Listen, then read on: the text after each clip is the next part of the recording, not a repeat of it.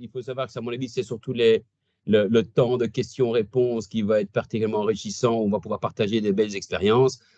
Donc, quand Mathias disait que j'étais client Co&Co, j'ai envie de dire que je suis doublement client Co&Co, puisque la brasserie Léopold VII a eu le plaisir de démarrer ses activités sur une 20 hectos de chez Co&Co en 2012.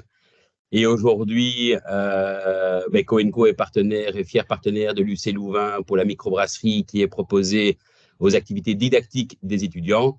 Donc, je parle de l'Institut de brasserie de l'UC Louvain, pour lequel moi je suis effectivement doctorant et je tiens aussi le rôle de responsable de tout ce qui est activité de service et activité d'enseignement pour le master en génie brassicole. Donc, c'est un master complémentaire d'1 an où on a environ entre 25 et 35 étudiants par an qui viennent se former chez nous et qui doivent évidemment chez nous avoir le titre prérequis au minimum d'ingénieur, que ce soit civil, chimiste ou bio-ingénieur. Donc voilà, un sujet, honnêtement, quand Mathias m'a proposé, c'est un sujet qui m'a directement plu, puisque Dieu sait si nous, en tant que microbrasseurs, on sent une certaine mouvance qui se trame derrière une tendance générale et avec toujours cette ambiguïté en tant que brasseur artisanal de se dire oui, bien entendu les bières sans alcool, mais à la raison que notre cœur y reste, c'est-à-dire que toute l'énergie au niveau d'études du profil organoleptique puisse être préservée. Dans ce cadre-là, c'est clair qu'on a 2 grandes tendances et qu'on aura largement le temps d'en discuter par après. On a les bières traditionnelles qui sont avec des marques traditionnelles qui ont été désalcoolisées. Et puis, on a toute une mouvance de nouvelles tendances qui arrivent avec des bières qui sont nettement plus originales et qui permettent finalement de placer la bière aux alcools comme presque un nouveau segment au sein même des bières, voire même au plus large, des boissons de manière générale. Puisque certaines des bières, je pense à la Picobello, je pense à la Bertin-Champ Zéro, je pense à la Road Trip de chez Léopold VII ou bien d'autres, en fait se situent entre le côté acide d'un soft, le côté sans alcoolisé avec des matières premières maltées, et donc ils sont finalement clairement une nouvelle gamme de produits. Il faut savoir que nous, en Belgique, j'ai envie de dire malheureusement ou heureusement, on le détermine comme on veut, on est rarement précurseur à ce niveau-là. Il faut savoir qu'on a un énorme background au niveau, je parle Belgique, France, Pays-Bas, on va dire l'Europe occidentale, on a un énorme background et un savoir-faire au niveau des bières de manière générale, fermentation haute ou fermentation basse. Par contre, les nouvelles tendances, il faut bien s'admettre, nous viennent souvent d'outre-Atlantique des États-Unis. Même si les bières sans alcool, c'est rien de nouveau. Nous, aujourd'hui, c'est clair que depuis quelques décennies ou en tout cas quelques années, on place les bières sans alcool comme étant quelque chose de relativement, un positionnement relativement nouveau. Il faut savoir que les bières sans alcool, mais la guerre en 14-18 ou la guerre en 40-45, allez, pour nous en Belge, 40-45, 39-45, on faisait déjà de la bière sans alcool pour des raisons qui étaient bien autres qu'aujourd'hui. On va dire la rareté des matières premières, on va parler des process de production qui étaient difficilement maîtrisables, etc.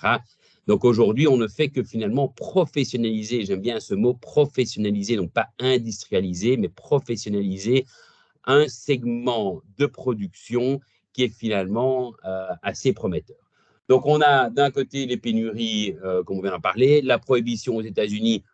C'est un mythe des États-Unis, moi j'aime bien le raconter parce que ça reste un mythe, parce qu'on sait très bien que lors de la prohibition, je crois qu'il y a rarement eu autant d'alcool qui a été écoulé outre-Atlantique.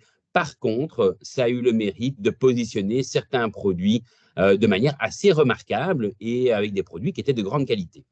Ensuite, on a le deuxième pendant, le troisième pendant. Donc, il y a un côté évidemment socio-économique qui sont les pénuries liées, par exemple, à une tension économique ou une guerre.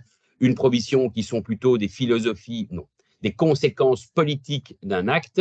Ou alors, on a évidemment les conséquences religieuses qui en découlent naturellement. Mais là, on pense à certaines religions qui sont nettement moins intolérantes que d'autres, et c'est leur position, hein, donc il n'y a pas de mal par rapport à l'alcool, mais qui fait qu'on doit constamment, nous, en tant que brasseurs, se réinventer et finalement se positionner avec nos produits sur le segment. Et la question qui se pose avant tout, c'est, mais finalement, qu'est-ce qu'une bière? Est-ce qu'une bière, c'est effectivement toujours un produit fermenté? Et là, j'espère qu'on en discutera plus largement par après. Ou est-ce que c'est un produit obtenu par une fermentation alcoolique ou non alcoolique, mais surtout une matière première?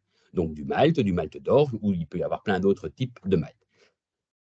Alors, maintenant, on sait très bien qu'on est dans une mouvance bien-être, on est dans une mouvance de prise de conscience qu'effectivement l'alcool, oui, mais pas à toutes conditions, dans toutes circonstances et pour toute raison. Je pense tout simplement à l'alcool au volant, bien entendu, aujourd'hui, ça fait allez, ça fait lumière. Il y a effectivement aussi aujourd'hui une législation qui devient quand même de plus en plus contraignante et parfois sujet quand même à des tensions. Là, je parle politique, puisqu'il peut y avoir des disparités législatives au niveau taxe, évidemment, taxe ou écotaxe, donc je parle des accises, entre différents pays. Je pense à l'Allemagne, je pense à la France, je pense à la Belgique, je pense aux Pays-Bas, je pense à l'Italie. Je ne sais pas si vous avez remarqué, quand vous faites de l'export de vos produits dans certains pays, mais vous exportez toujours évidemment hors taxe, ça c'est la règle. Par contre, votre distributeur va vous dire, oui, mais moi, mon produit va me sortir autant parce que j'ai encore les écotaxes, ceci, cela. Ce qui fait en sorte qu'on se rend bien compte que les pays n'ont pas toujours la même culture par rapport à l'alcool et à la bière en général. Et donc, ça amène à une distorsion au niveau de la compétitivité, puisque les bières sans alcool, on n'a plus que l'écotaxe à devoir payer dessus et plus aucune autre accise. Donc, il y a là, effectivement, un positionnement qui est aidé par des prises de décision politiques à ce niveau-là.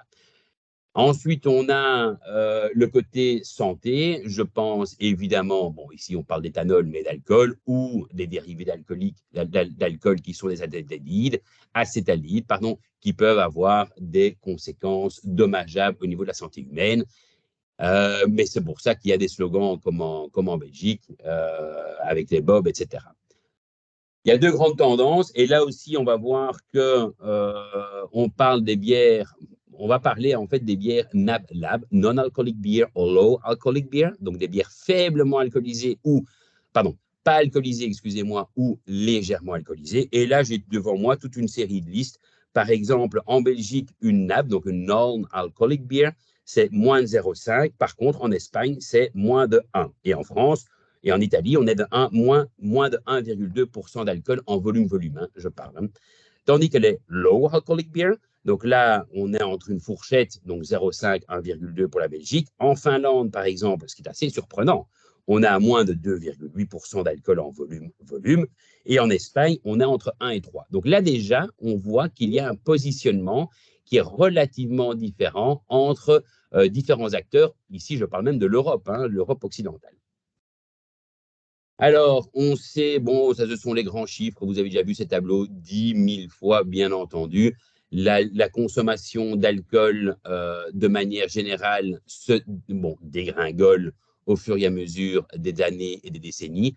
Par contre, la bière, il faut bien avouer, tire assez bien son épingle du jeu. Et là-dedans, il y a encore une croissance pour les bières faiblement ou non alcoolisées, les NABLAB.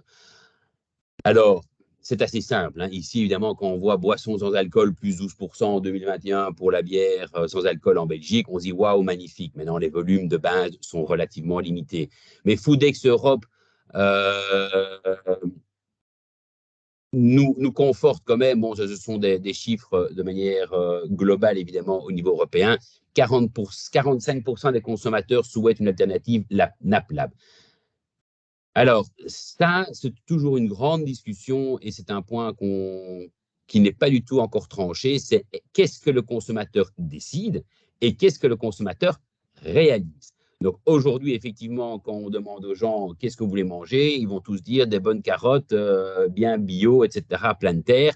Par contre, ils vont toujours aller dans des grands supermarchés pour acheter des carottes pas chères. Donc là, effectivement, on a 45% des consommateurs qui souhaitent une alternative NAPLAB à la bière. Je l'entends, il faut l'entendre. Par contre, les 45%, je le mettrais vraiment entre guillemets, à mon avis, c'est clairement surestimé. Par contre, ce qui est plus intéressant, c'est que 30% des consommateurs en France, par exemple, mais c'est très, très similaire en Belgique et légèrement supérieur aux Pays-Bas, 30% des consommateurs déclarent consommer des NAPLAB en 2023.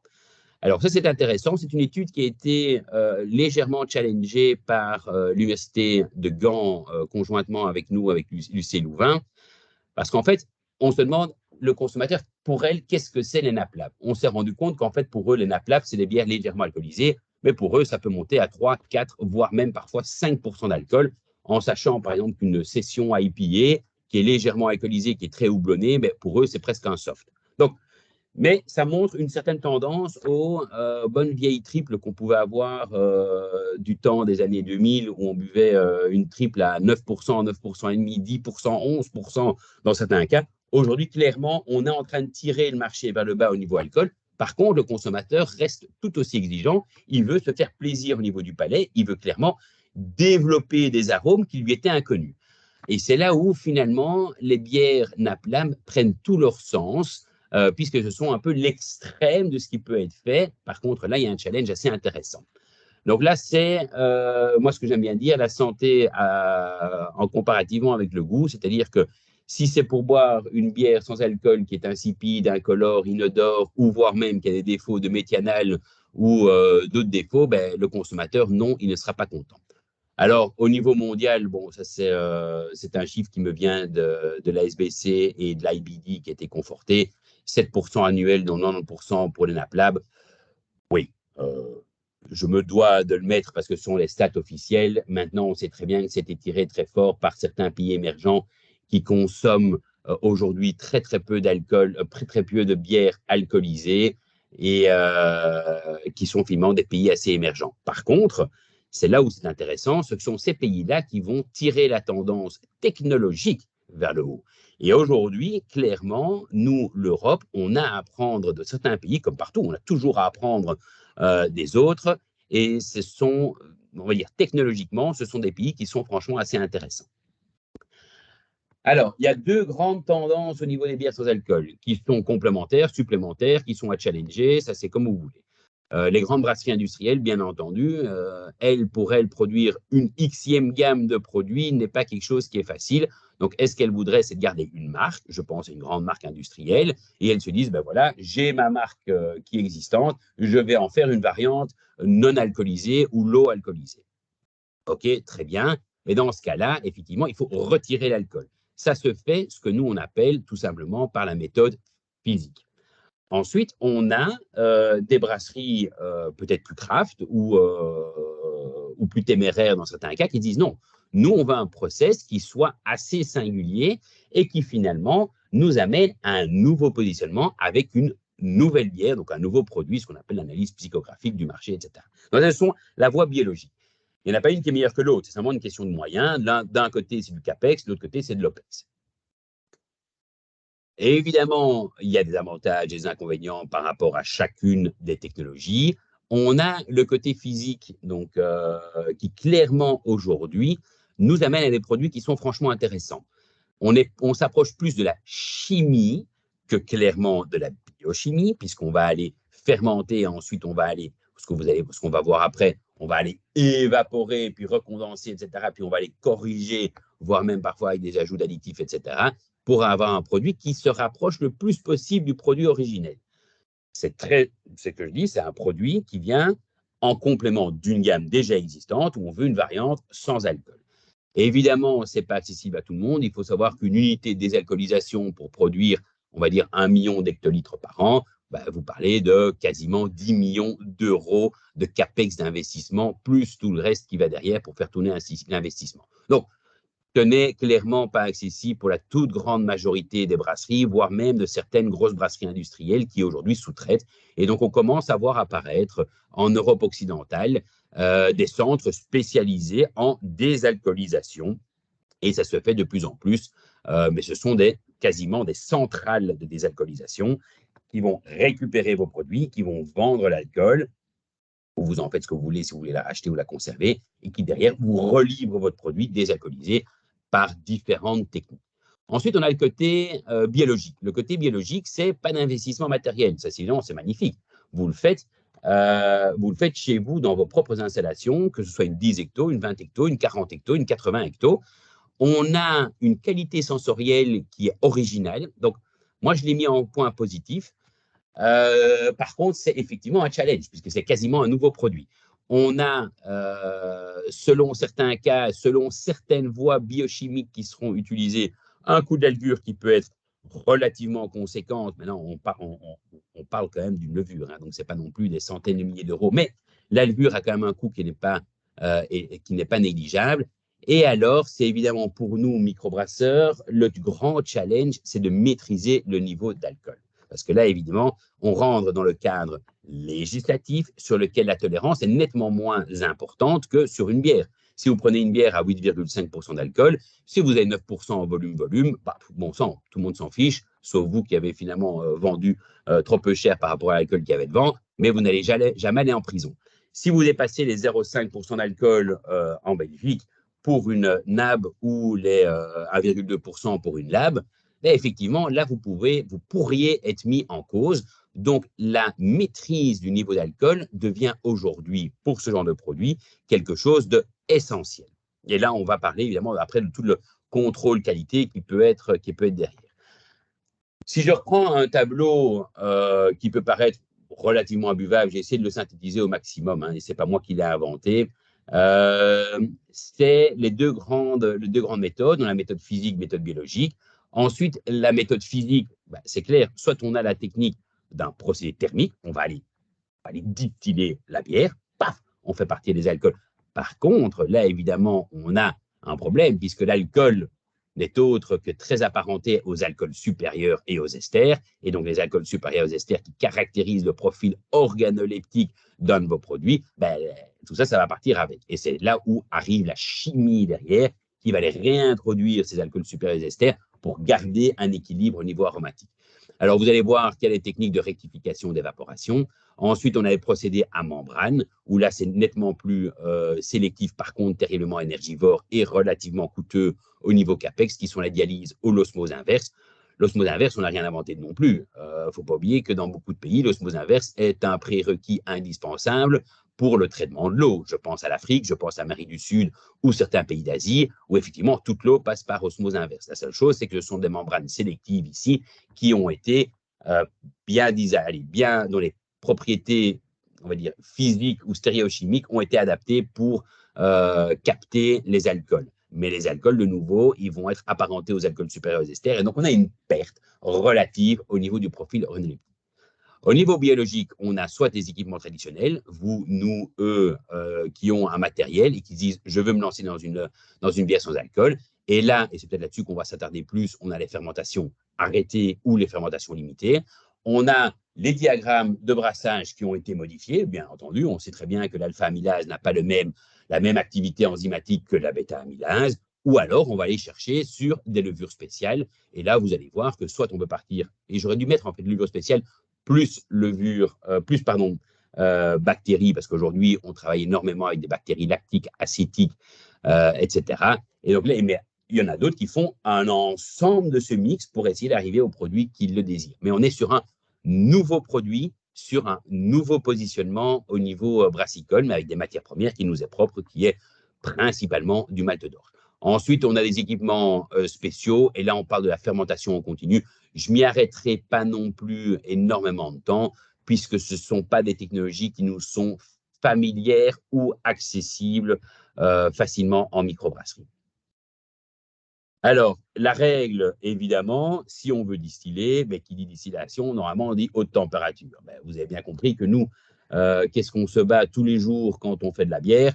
C'est de limiter au maximum les unités de pasteurisation, parce qu'on sait que la chaleur ou un apport calorifique au niveau de la bière n'est jamais un bienfait, que ce soit pour des raisons d'oxydation, et là on rentre sur un autre volet, que ce soit pour des raisons de réaction de Maillard ou d'apport de coloration. Donc, on doit essayer en fait, de ne pas chauffer. Oui, mais on doit d'un côté chauffer pour enlever l'alcool et de l'autre côté pas chauffer parce que sinon on dénature notre produit. Et donc là arrive en fait tout simplement un processus de séparation sous vide et donc on est tout simplement avec comme un rotavapor, hein, comme vous voyez, c'est un rotavapor, ça tourne, on est sous vide à moins 0,2, moins 0,5 bar et là on va aller retirer sélectivement avec un trap qui va aller recondenser certains arômes qui sont un peu plus lourds, puisque l'alcool est un peu plus léger que les alcools supérieurs à esters, et les alcools supérieurs à esters retombent sur la matrice principale, et l'alcool est ainsi séparé.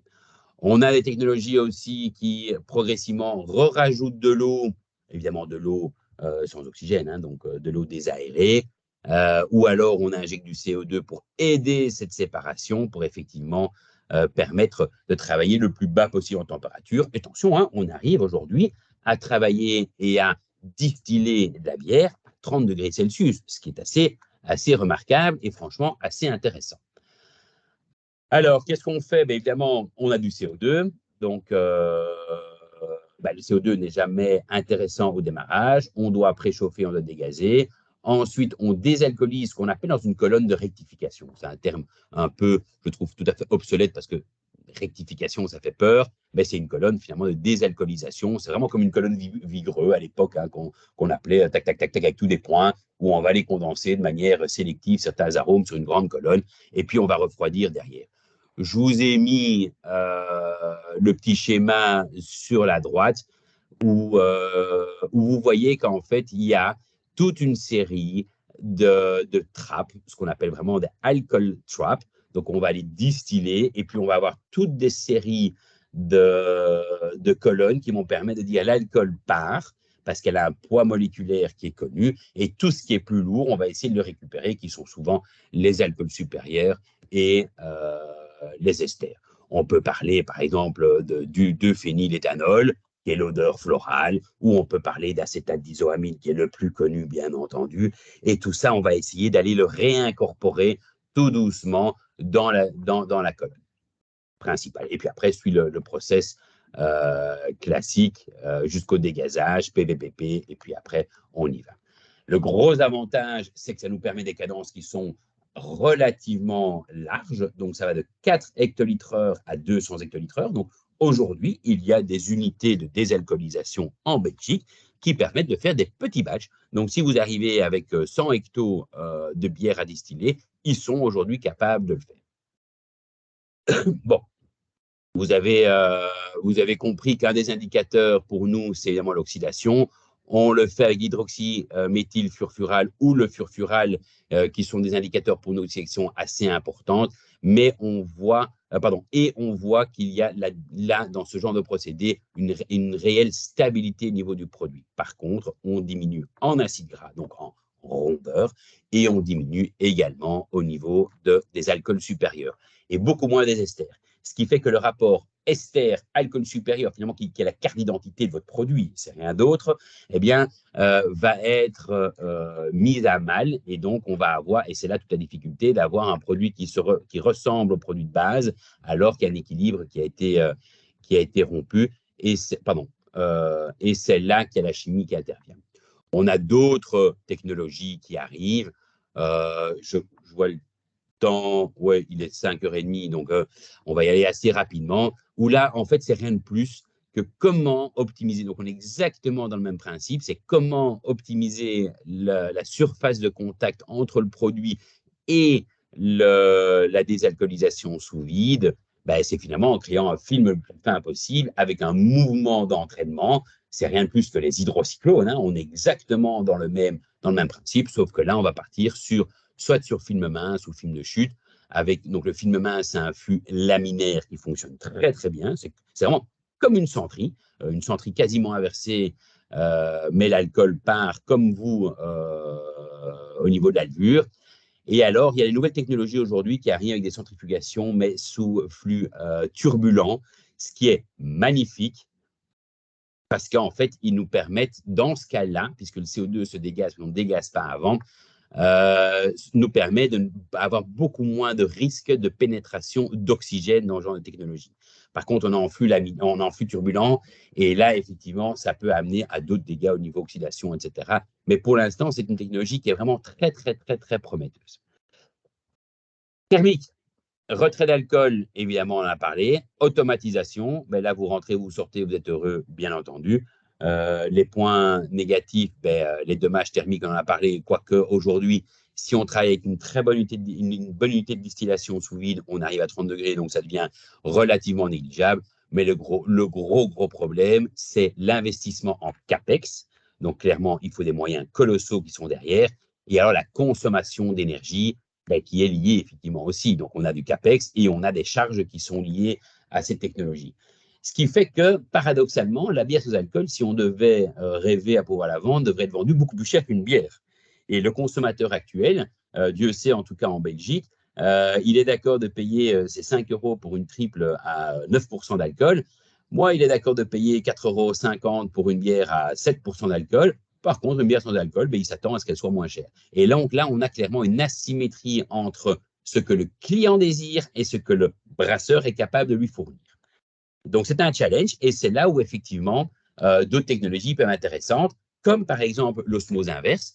Et là, je vais peut-être pas tout vous détailler, je vous laisserai, j'imagine que la présentation sera diffusée à qui veut et laisser découvrir. Mais là, le principe, il est assez simple, c'est une membrane sélective. Le tout, évidemment, c'est d'avoir la membrane sélective avec l'alcool et on est dans le système de dialyse par diffusion moléculaire.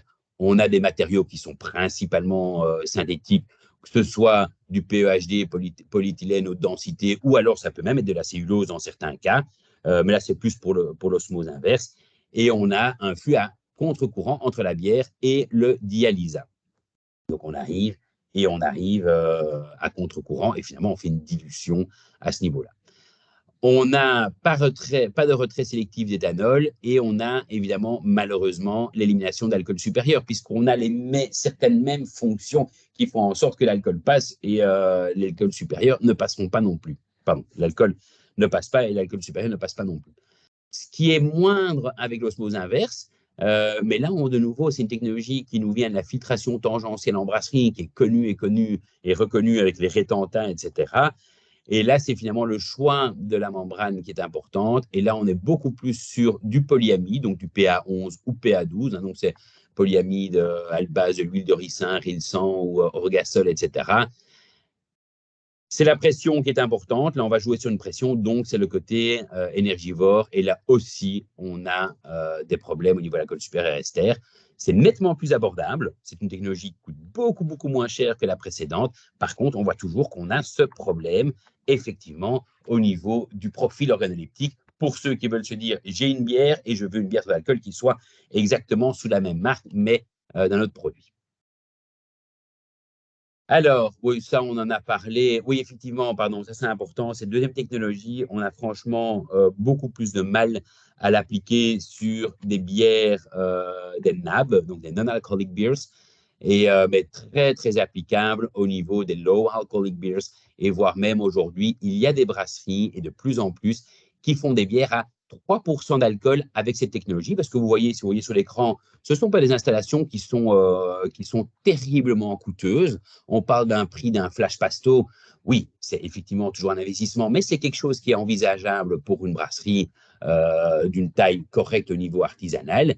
Et là, effectivement, à 3% d'alcool, on a encore suffisamment d'alcool supérieur et d'ester qui permet de garder un profil énergétique qui soit suffisamment intéressant. En sachant, et là je fais une petite parenthèse pour tous ceux qui font du dry hopping, et Dieu sait si la tendance actuelle, tout ce qui sont les tilleuls polyfonctionnels vont passer à travers la membrane. Donc, nous aurons un produit qui pourrait garder le côté très houblonné. Et finalement, aujourd'hui, on sait bien que beaucoup de clients ne jurent que par le houblon bien avant les alcools supérieurs aux esters de fermentation, même si c'est un complexe organoleptique qui reste cohérent. Hein. Mais là, effectivement, c'est une technologie qui, je crois, pourrait être très, très prometteuse pour les microbrasseries. Je parle ici de controverse sur les coopérationnels parce qu'effectivement, il y a une maintenance, comme partout, mais il y a surtout on va dire un lien qui est indéfectible entre le fournisseur et les membranes. Donc, c'est-à-dire que quelqu'un va vous vendre l'installation, ben, les membranes sont liées, vous avez une marque et derrière, les membranes ne sont pas données, sauf s'il y a, on va dire, un pouvoir de négociation qui est suffisant. Donc, surtout si vous vous lancez dans ce genre d'aventure, ayez un contrat sur plusieurs années sur le prix de la membrane, parce que sinon, vous pouvez avoir vraiment des très, très mauvaises surprises. Mais je connais déjà 2 brasseries qui travaillent avec ça en Allemagne, et honnêtement, ce sont des produits qui sont franchement assez intéressants, mais qui sont des low alcoholic beers et même qui sont plutôt à 3% d'alcool.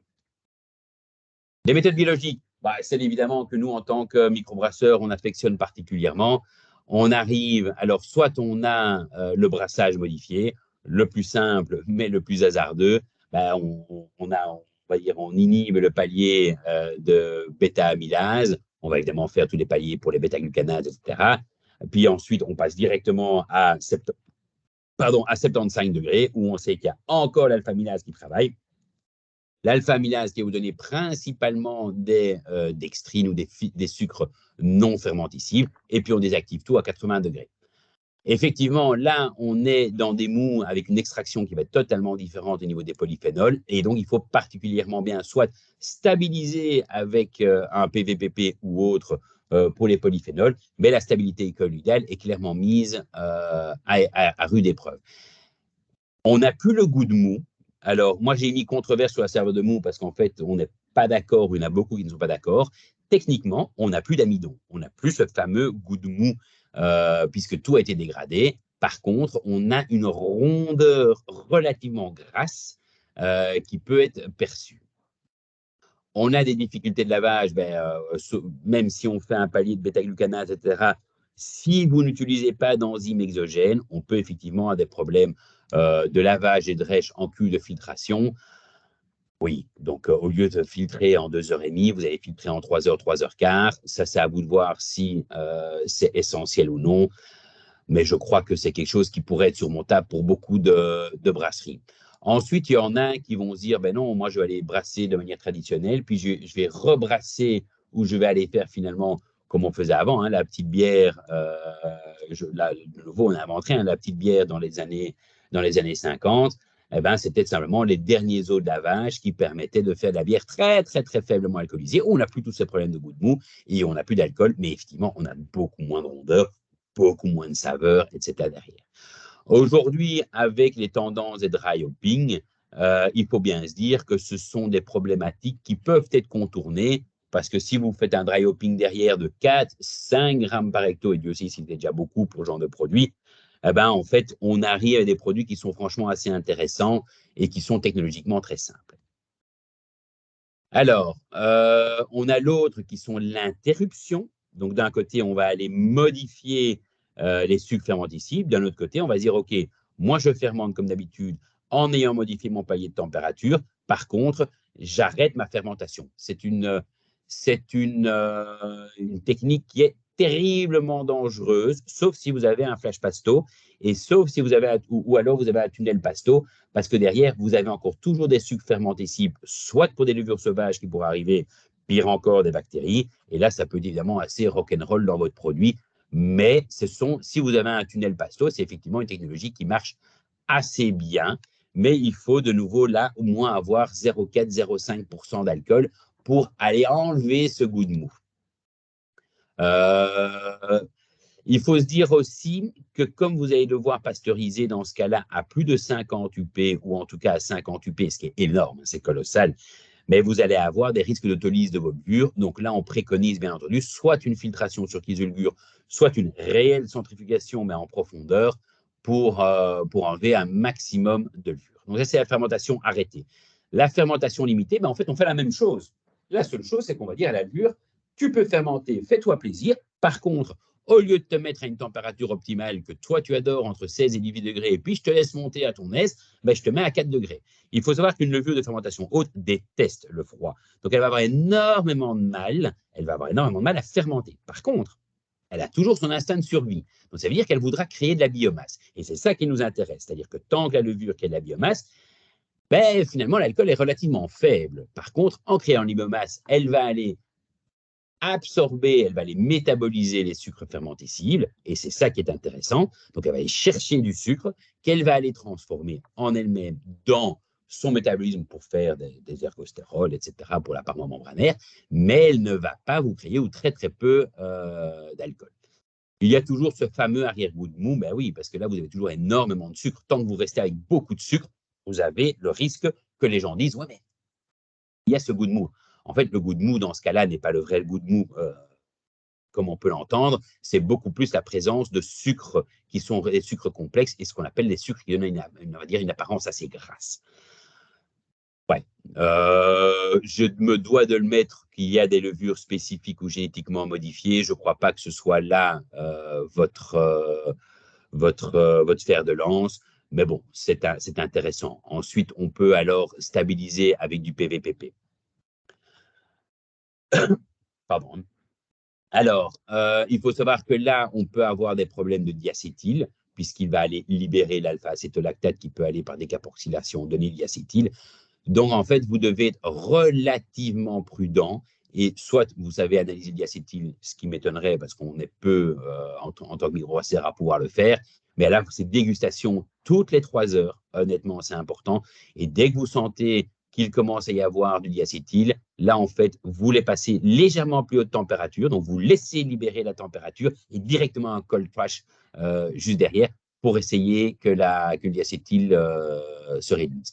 Par contre, le plus important, c'est effectivement d'avoir une longue garde, parce qu'on sait que le diacétyl, la levure, même en période de latence, elle est toujours là et elle va aller pouvoir réduire ce diacétyl. Donc là, vous devez prévoir pour ce genre de produit-là au moins 3 semaines de garde derrière pour être sûr qu'il n'y a pas de problème. Mais c'est un procédé qui est très, très simple pour nous et qui, franchement, donne des très bons résultats. Alors, évidemment, on a toute la nouvelle gamme des levures, et Dieu sait si ça n'a pas été des études qui sont menées depuis très, très longtemps, des levures qui sont maltoses ou maltotrioses négatives. Donc, on sait très bien que quand on va aller faire notre profil de sucre en bloc chaud, on va avoir du glucose, donc les sucres très simples, très facilement fermentescibles, maltose, maltotriose, dextrine. Et on veut absolument plus, évidemment, d'amidon. Par contre, le sucrose et le glucose, c'est ce qu'on veut qui était fermenté. Bien entendu, ça, les levures vont être fermentées assez facilement. Mais si vous avez déjà une levure qui est maltose, maltotriose négative, ah ben là, vous savez qu'en fait, vous allez passer crème et vous allez pouvoir vous permettre d'avoir un produit qui va être très stable et qui va plus tellement avoir ce goût de mou. Bon, on a ensuite, je me devais de le mettre, la génie génétique qui aujourd'hui fait des très très chouettes levures, mais que je ne crois pas qu'il soit dans une philosophie qui s'inscrit dans la mouvance craft, mais bon, libre à chacun et ça existe sur le marché pour l'instant déjà. Ensuite, on a, et là, je regarde l'heure, il est moins quart, donc on a encore quelques minutes pour en discuter. On a évidemment les Saccharomyces, bon, c'est ce qu'on utilise tous les jours. Ludwigi, alors Ludwigi, ça c'est top, ça c'est vraiment très très bien, c'est celle que je vous ai parlé et franchement ça vaut la peine de travailler avec, mais là il faut au moins 3 semaines de garde pour être sûr que le diacétyl soit bien réduit. On a le Rouxi, bon, je vous avoue que celui-là, on a fait des essais, mais nous amène à des grosses tensions au niveau de la stabilité colloïdale. Et ensuite, on a lactobacillus. Alors, lactobacillus, vous allez dire, mais qu'est-ce que Nicolas, tu racontes? Une lactobacillus, c'est là-dessus qu'on se bat tous les jours pour ne pas l'avoir. De nouveau, ici, on n'a rien inventé. Si vous allez sur le kombucha, bon sang, le kombucha le fait. Ce sont des produits qui sont magnifiques pour ceux qui s'y intéressent et qui aiment. Et là, en fait, on peut très bien commencer à combiner l'ensemble de ces technologies ensemble. Et alors, on a Pichia, ça on en reparlera, hein, et on a Pichia qui permet effectivement, qui est maltotriose négative et maltose négative et qui est crabtree négative. Il n'y a pas de besoin de contrôle en continu, c'est canon, c'est vraiment très très bien. Par contre, il y a malheureusement un brevet, donc ceux qui veulent l'utiliser sont obligés de passer par un seul fournisseur qui est Smart Definir. Et on a fait des essais, et là, il y a quelque chose qui est très, très surprenant et qu'il faudrait qu'on… Là, on est encore en phase de recherche, on va dire, que c'est une souche qui est capable d'aller métaboliser le CO2. Donc, en fait, vous avez 5,2 grammes de CO2 dans votre bouteille. Si vous laissez picher dedans, ben, en fait, vous allez vous retrouver à 2 grammes, voire 1,5 gramme de CO2. Pas d'alcool parce qu'elle ne va pas vous donner de l'alcool. Par contre, là aussi, vous devez absolument avoir un tunnel Pasteur pour complètement, ou alors un flash pasto pour complètement l'inhiber. Les lactobacillus, moi je l'aime assez bien. Il faut savoir qu'une lactobacillus va vous donner un profil assez intéressant. On est vraiment là entre, au niveau du positionnement de produit, un soft avec des matières premières brassicoles qui est low alcoholic beer et dans certains cas on peut aller jusqu'à non alcoholic beer, donc moins 0,5 et qui peut être complété par une souche de levure. Alors, là, comment on fait? C'est-à-dire que c'est un process un tout petit peu plus fastidieux. Donc, c'est-à-dire que vous allez d'abord fermenter, évidemment, un mou. Un mou qui va être non houblonné, parce que le houblon, on sait très bien que les lactobacillus ne vont pas aimer le houblon. Donc, vous ne pouvez pas envoyer un mou avec du houblon. Donc, vous faites un premier brassin. On est environ à 7,5 degrés plateau d'extrait primitif. Comme ça nous permettra de diluer un petit peu à 5 s'il le faut pour être en dessous des 0,5% d'alcool. Et vous la fermentez avec une lactobacillus assez classique. Hein. Et là, vous allez descendre avec une acidité totale, parce que là, évidemment, on a toujours l'habitude de parler en pH, et donc on va aller contrôler le pH 3,6. Par contre, c'est l'acidité totale qui est importante et qui doit être maîtrisée. Soit vous le faites par titrage, soit vous le faites en dégustation, ça c'est vous qui voyez comment vous le faites. Et dès que vous vous dites, tiens, voilà, c'est intéressant, là on arrive sur quelque chose, on n'a plus du tout le goût de malt, on n'a plus du tout le goût de mou, on a quelque chose qui est franchement intéressant, on est quasiment sur du soft qui est encore relativement sucré, hein, puisqu'on parle qu'on a encore un extrait apparent, un extrait réel, si je vais parler de manière plus simple, de 4,5 degrés plateau. Là, vous reprenez cette bière, je vais appeler ça de la bière à ce moment-là, et vous la remettez en cuve d'ébullition, où là, effectivement, c'est comme une pasteurisation, bam, vous pasteurisez finalement vos bactéries, et là, vous faites un houblonnage, mais un houblonnage seulement à 80 ou 70 degrés, ce qui est très, très intéressant, parce que c'est vraiment, on est là sur du very late hopping, donc on va aller chercher tout le côté très intéressant au niveau des flaveurs et du profil aromatique du houblon, sans nécessairement nous donner l'aspect amérisant, puisque si on prend acide amer ensemble, c'est quand même quelque chose qui est parfois un petit peu compliqué au niveau du palais. Et là, vous le repassez et vous faites un cold, donc une fermentation à froid. Et vous prenez la levure que vous voulez. Soit vous prenez une maltose, maltotriose négative, soit vous prenez une fermentation, votre levure à vous, et vous la fermentez à 4 degrés, lentement, pendant 3 jours, 4 jours, tranquillement. Et là, vous allez voir, vous n'allez quasiment pas augmenter au niveau de degré d'alcool, peut-être 0,1, 0,2% d'alcool. Et ensuite, vous la passez en garde, ou là, vous faites un dry hopping. L'avantage de faire une maltotriose négative, c'est que derrière, vous n'êtes même pas obligé de pasteuriser. D'accord? Si vous partez sur une levure traditionnelle, là, il vaut mieux pasteuriser. Il faut savoir, soit vous partez en bouteille, et là, un flash pasto est suffisant. En canette, c'est un petit peu délicat. Et là, par exemple, nous, à la brasserie, au tout démarrage, on pasteurisait nos canettes dans la cuve de filtration. C'est-à-dire qu'on remplissait, parce qu'on n'avait pas, puisque les tunnels pasto pour canettes, quand vous avez seulement 20 000 canettes, c'est pas évident à en trouver. Hein, c'est souvent des grosses brasseries qui en ont. Et nous, on avait rempli la cuve de filtration avec ces canettes. Et en fait, avec les sprayeurs de la cuve de filtration avec de l'eau à 80 degrés, vous mettez un thermomètre dans une canette témoin qui est remplie d'eau et vous calculez vos unités de pasteurisation. Et nous, on était monté relativement faible. On était monté à 25 unités de pasteurisation et on avait un produit qui était franchement très, très original et qui était très, très intéressant. Alors, là, on est sur la filtration en continu. Je ne sais pas si on va peut-être pouvoir en discuter pour ceux qui sont vraiment intéressés, mais je crois que ça, c'est un petit peu de l'ancien temps et ce n'est pas quelque chose qui est nécessairement intéressant pour nous en tant que tel. Donc voilà, je suis à vous. Je crois qu'il nous reste, moi j'ai tout le temps du monde, hein, donc même si c'est une heure de discussion, c'est avec tout grand plaisir. Donc je suis à vous pour discuter et pour partager des expériences. Voilà, un tout grand merci à vous. Merci beaucoup, Nicolas. Je pense que c'était très intéressant. C'était beaucoup et vite, mais je pense qu'on a tout abordé. Et, voilà, je n'ai pas vu passer des questions dans le chat. Donc, s'il y a des personnes qui ont des questions, vous pouvez peut-être allumer votre caméra et poser la question en direct à Nicolas.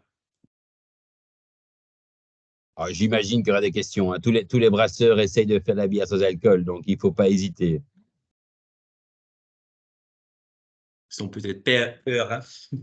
C'est possible, parce que j'ai parlé très vite. Hein. Il faut dire que je voyais le temps, je m'étais dit, allez, on se donne 1 heure pour le faire. Et il y a énormément de choses à pouvoir discuter sur la bière sans alcool. Donc, Mais il y a Damien qui se lève la main. Damien, Salut.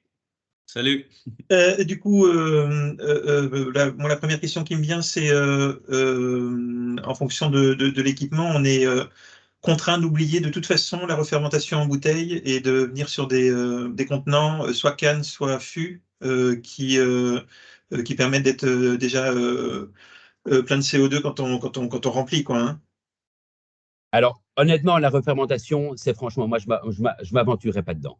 C'est quelque chose qui est quand même, là, c'est quelque chose qui, je crois qu'il faut oublier dans une bière sans alcool.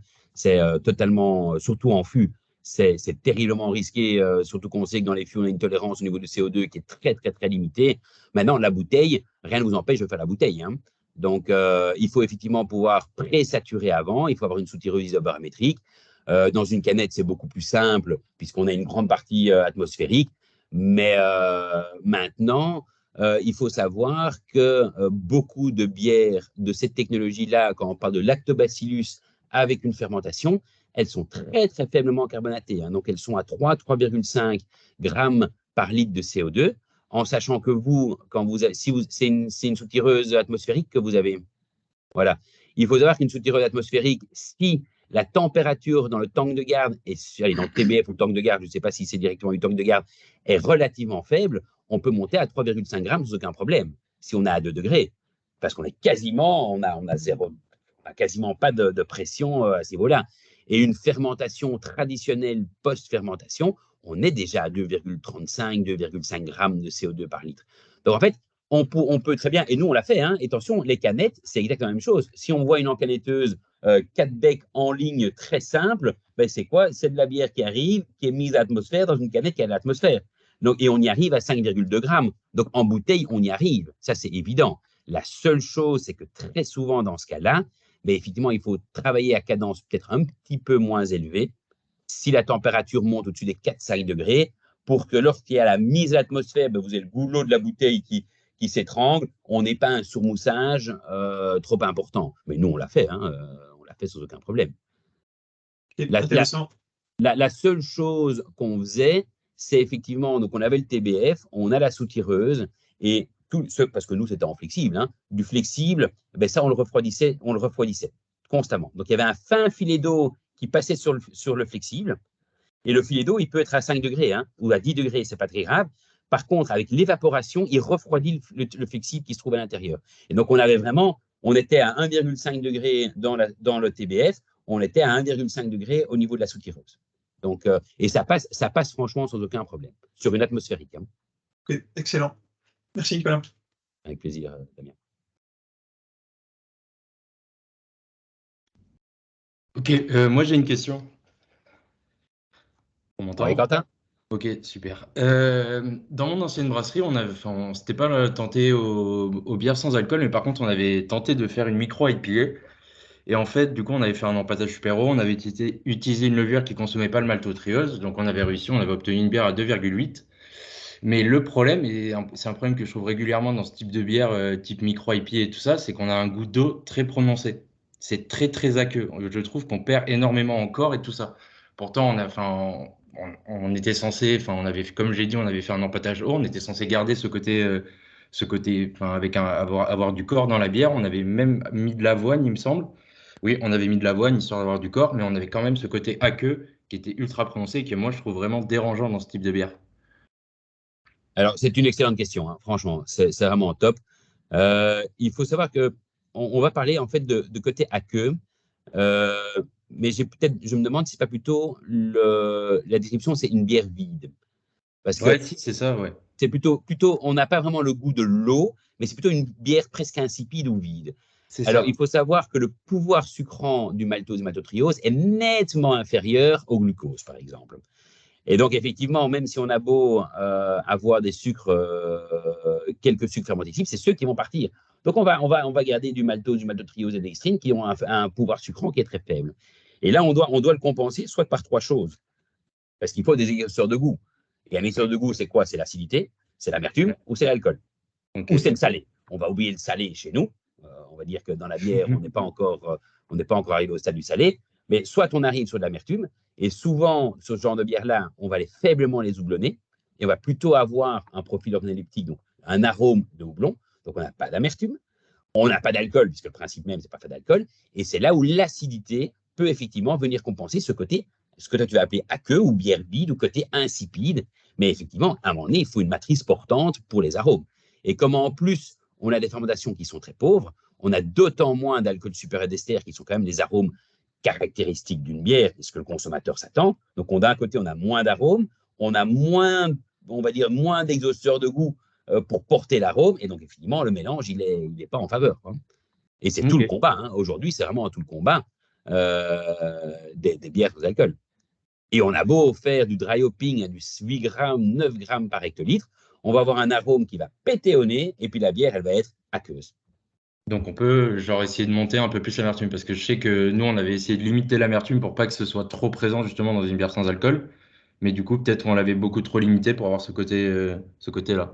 Alors, raisonnablement, dans une bière sans alcool, mais vraiment sans alcool, donc allez, on va dire une lab, donc à moins de, on va dire, 1% d'alcool, on peut monter à 22-23 unités d'amertume. Ok. Ce qui n'est pas énorme, hein, attention. Hein. Oui. Ce qui est tout juste au-dessus d'une pile, ça. Mais je crois qu'on devait être à 20 IBU sur notre micro IPA. Ouais, donc donc t'as plus. Mais donc à ce moment-là, si vous trouvez que c'est vraiment trop aqueux, ben, il faut jouer sur le côté acide. Ok. Mais ça, c'est le mal. Ça, c'est vraiment le mal, que ce soit par la méthode physique ou la méthode biochimique. C'est vraiment le challenge au niveau des brasseurs.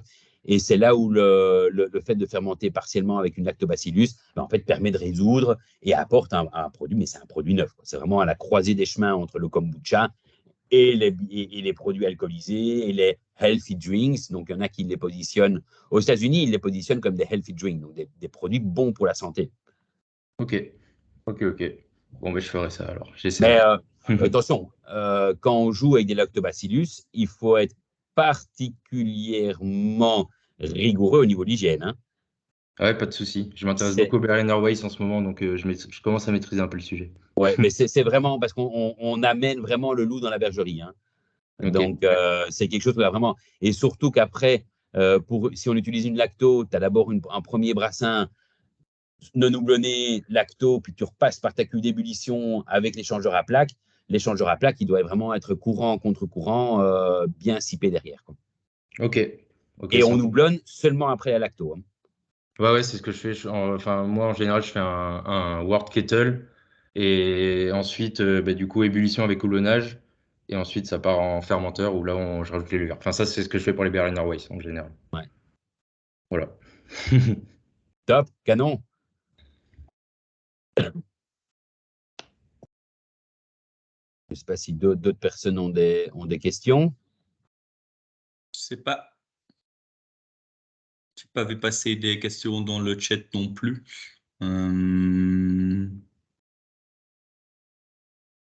Ah, Damien est toujours présent. Oui, je repose encore une question. Tu faisais référence à des unités là, de désalcoolisation en Belgique. Est-ce que tu as éventuellement une ou deux références et puis éventuellement peut-être pour nous donner à tous en même temps une idée du coût pour, je dis n'importe quoi, 20 hectos par exemple?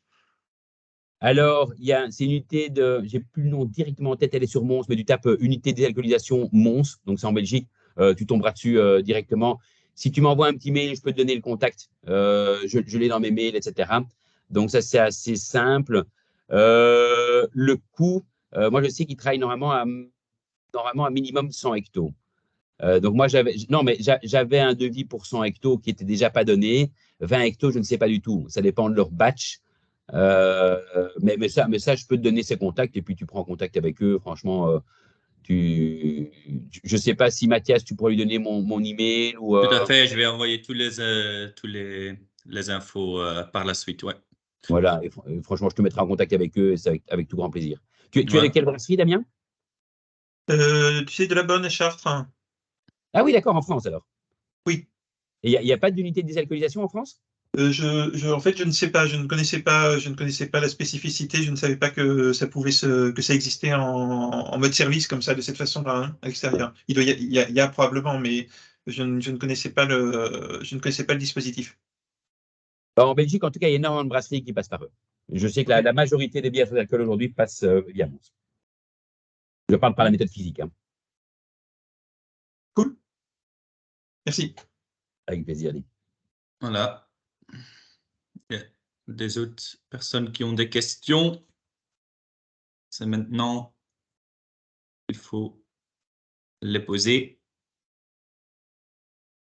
Et donc, Non. Mathias, ce sont des brasseurs plutôt de Belgique ou plutôt de… C'est un peu un mélange entre la Belgique et la France et même de Luxembourg, je vois.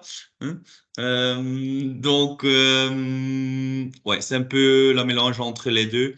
Il y a aussi une brasseur de la Martinique, je vois. D'accord. Donc, si c'est Imérique, mais je pense que oui. Donc, ouais, c'est un peu que c'est. Bah, voilà, il dit oui. Donc, depuis la Martinique. C'est génial, c'est magnifique. Donc, je ne sais pas, vous, avec peut-être pour finaliser notre masterclass, vous, avec l'UCL, vous accompagnez également des brasseurs au niveau s'ils ont des questions, par exemple, ils disent, ben voilà, nous voulons bien développer notre bière non alcoolisée. Vous avez aussi un service pour ça ou je me trompe? Oui, oui, à l'UCL, on a. Hein. En plus, c'est sur vos installations à vous. Hein. Donc ça, c'est simple. La technologie est assez connue. On en fait énormément. Maintenant, nous, on est évidemment spécialisé dans la mise en place des recettes. Mais c'est surtout le plus important pour vous, c'est de comprendre et de savoir quel genre de produit vous voulez avoir. Est-ce que c'est une bière, par exemple, vous avez une bière A et vous devez faire la bière A non alcoolisée, ben là, c'est méthode physique. Ou est-ce que vous voulez un nouveau produit qui soit sous une marque, mais un nouveau produit, ben là, on peut partir sur des méthodes biochimiques, etc. Donc, je crois que la première réflexion qu'il faut avoir, c'est quel est le positionnement et qu'est-ce qu'on veut, où est-ce qu'on veut amener notre produit. Donc, évidemment, à l'UCL, ben ça, nous, pour l'instant, c'est la grande tendance. Hein. Donc, on a 2 doctorants qui travaillent à temps plein sur les NAPLab et on travaille sur du Pichia, on travaille, voilà, c'est franchement, c'est en pleine effervescence. Maintenant, il y a beaucoup de brasseurs qui viennent et puis on en discute. Et puis, comme ils ne savent pas où ils veulent aller, ben, c'est terriblement difficile. Donc, la première question à vous poser, c'est qu'est-ce que je veux faire et à qui j'adresse mon produit. Moi, j'ai un magnifique exemple d'une brasserie qui a fait style la fermentation mixte lacto-levure. Et eux, ils le vendent dans les centres sportifs. Et ça cartonne, c'est juste un carton plein. Mais ils la vendent quasiment plus comme bière. C'est sa marque de bière, mais il est rentré dans tous les clubs sportifs. Et aujourd'hui, tous ceux qui jouent au tennis, au hockey, qui font du rugby, etc., pour ceux qui veulent plus de bière alcoolisée aussi forte, eh ben, ils sont là-dedans. Mais c'est presque une healthy drink, donc une bière bonne pour la santé, quoi. Et franchement, on a fait les premières analyses. Ah non, c'est pas qu'on a fait les premières. Ça fait 3 ans qu'on y est. Mais on sait qu'à l'UNIF, il faut des études statistiques et il faut conforter, ça prend beaucoup de temps. Donc, les premières études qui vont être publiées aujourd'hui dans le JASBC montrent qu'une bière à fermentation mixte, au niveau du bienfait pour la santé, est avérée. Et donc, ça, c'est un partenariat avec Scienziano. Donc, c'est le régulateur belge qui a été cofinancé par les brasseurs belges, qui a clairement montré qu'effectivement, là, puisqu'il n'y a plus d'alcool, on a énormément de bonnes choses dans la bière. On a énormément de bonnes choses. C'est un produit qui est très riche, que ce soit en acides aminés, que ce soit en stérol, que ce soit en antioxydants, etc. Et donc, on est clairement, par rapport à des softs qui sont aussi acides, qui sont sucrés, mais là, qui ne sont pas métabolisables de la même manière, le kombucha, comme ce genre de bière-là, c'est terrible. Et la seule différence, c'est que ces bières, comme on parle de non alcoolisées, sont beaucoup plus abordables au niveau du palais qu'un kombucha, qui peut être beaucoup plus extrême. Puisque le kombucha, on rajoute du sucre pur, avec du thé, etc. Et donc, on a un produit qui est très, très typé. Nous, on a des dextrines, on a du maltose, on a du maltotriose, on a des acides gras qui viennent enrober l'ensemble, on a tous les acides aminés qui sont là pour donner une perception agréable. Et donc, en fait, ça nous permet d'avoir un produit qui est terriblement stable au niveau du palais. Et donc, franchement, assez excitant à faire découvrir. Ok, top. Merci pour toutes ces infos, Nicolas. J'espère que pour vous aussi, c'était chouette de partager tes expériences avec nous.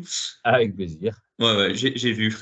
Donc, merci beaucoup pour ça. Merci à tout le monde. Ah, ok. Donc, merci à tout le monde pour avoir suivi notre masterclass.